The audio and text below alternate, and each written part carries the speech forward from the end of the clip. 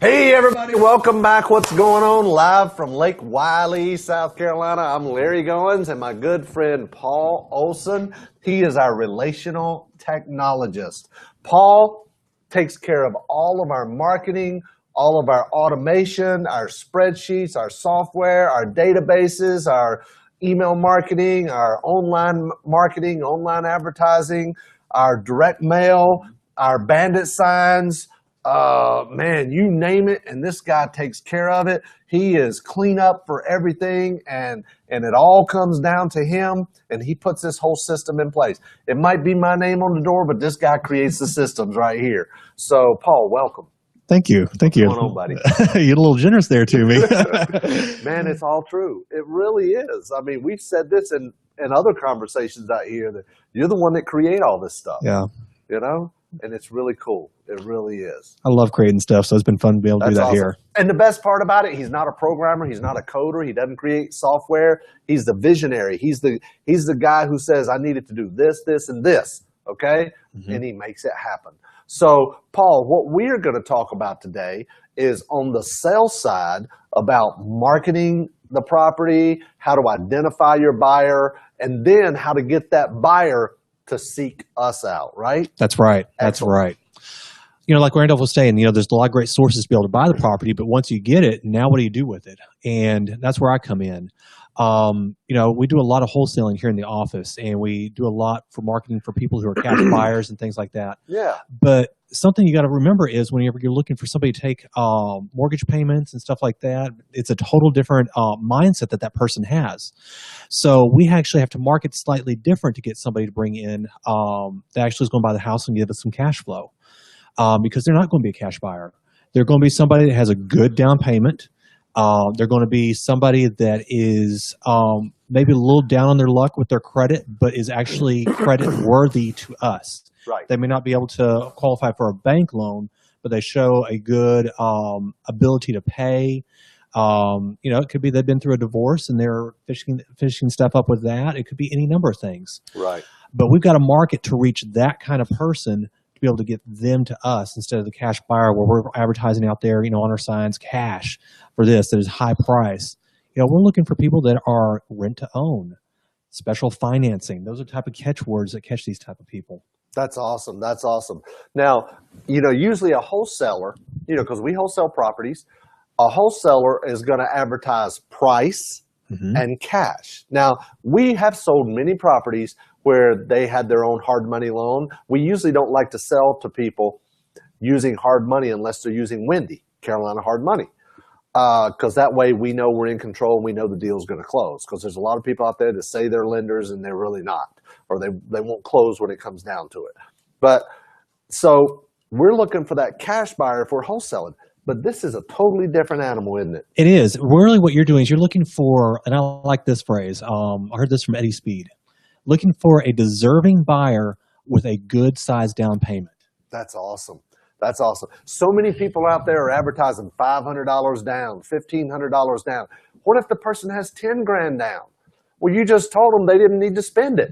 Exactly. So the more money you get down, the higher your return on your investment's going to be. Think about this. If you bought a house for 20 grand, okay, and you could sell it for $40,000, okay, and get $10,000 down, well, now instead of having 20 in it, you only have 10 in the house. But if you advertise it for $1,000 down, you still have $19,000 in it plus closing costs. Exactly. So you want to get the more down payment you can get, the better. And I don't care what they tell us. We try to bump that up a little bit because one of the things that we've learned over the years, and guys, please don't take offense to this, but it's just the way it is buyers are liars. They will tell you they have great credit, and they'll tell you that they don't have but $500 or $1,000 to put down. Okay, so you've got to probe. You got to ask some more questions. Okay, so I don't literally mean all buyers are liars. You know that, but I'm saying if you get that mentality and know that whatever number they told you, don't take that to the bank. You got to probe a little bit more. You got to ask a few more questions. And here's the other thing that we were talking about with Eddie Speed. He was right here in our office the other day. Is if you're asking for $1,500 down, what are you going to get? You're going to get a $1,500 down or $500 down. There you go. But if you're asking for a large down payment, good size down payment, as you just said, you might get $5, $10, $15, $20,000 down.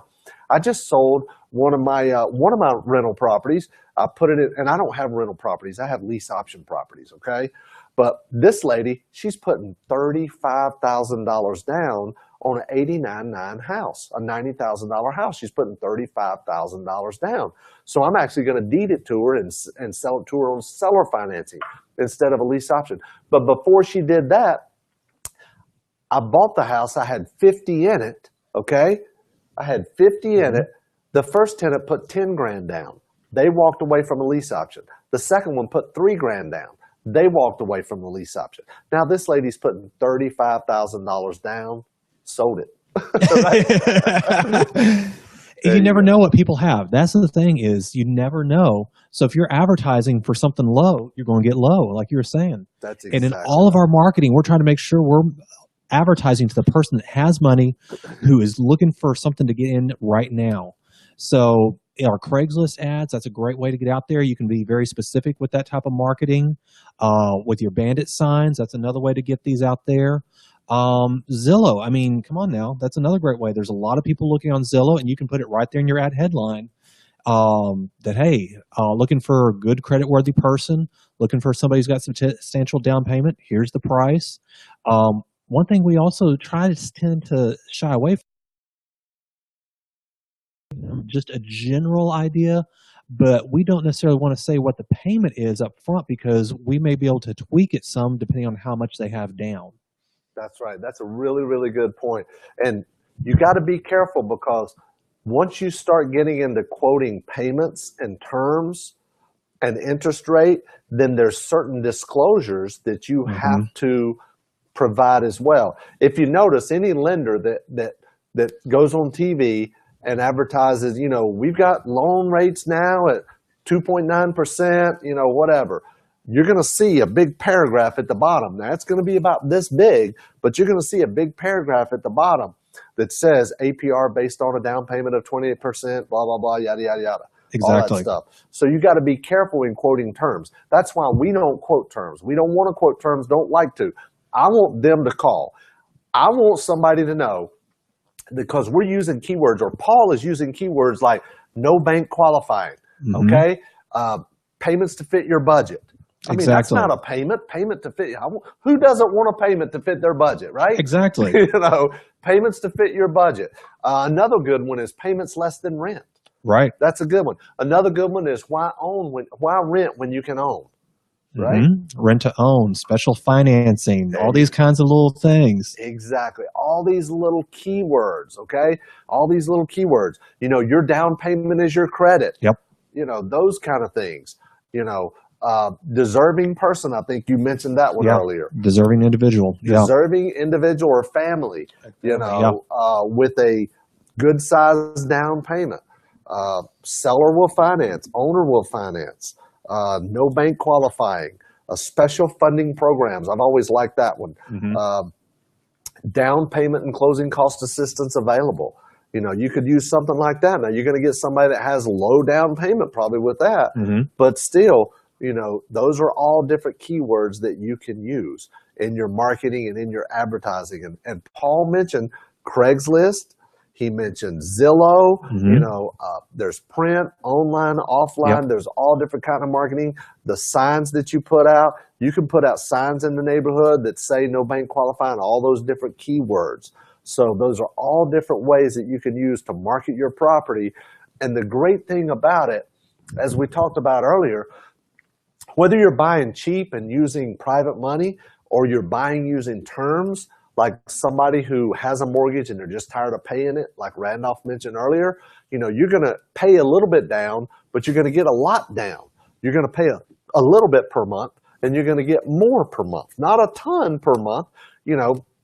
We like to keep it where we have at least a $300 spread, but is that always the case? No, not always, is it? No, it's not. It's not.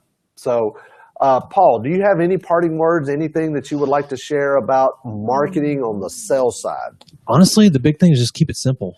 because it's one of those, you can get so exotic with your terms and the different things that you're putting out there. Just keep it simple, because the person that you're marketing to needs to be able to understand what you're talking about. Don't get all technical with the type of deals that you're doing. Just keep it in layman's terms for them. That's good. That's really good. Remember, people tell you in advertising, they tell you you need to write your ad copy for a 7th grade education, okay? So please remember that when writing your ad copy, writing your signs, putting out your bandit signs, don't use these big words. You know, a lot of people don't know what they mean. They won't tell you they don't know what it means, but a lot of people don't know what some very technical things mean. So just be very careful with that. So Paul, thanks, man. I appreciate it. That's awesome. I appreciate it. Thank you, guys. We're going to take a quick break, and we'll be right back with Nathan Amaral, the man, the legend, and the myth, live and in person right here next. Don't go away.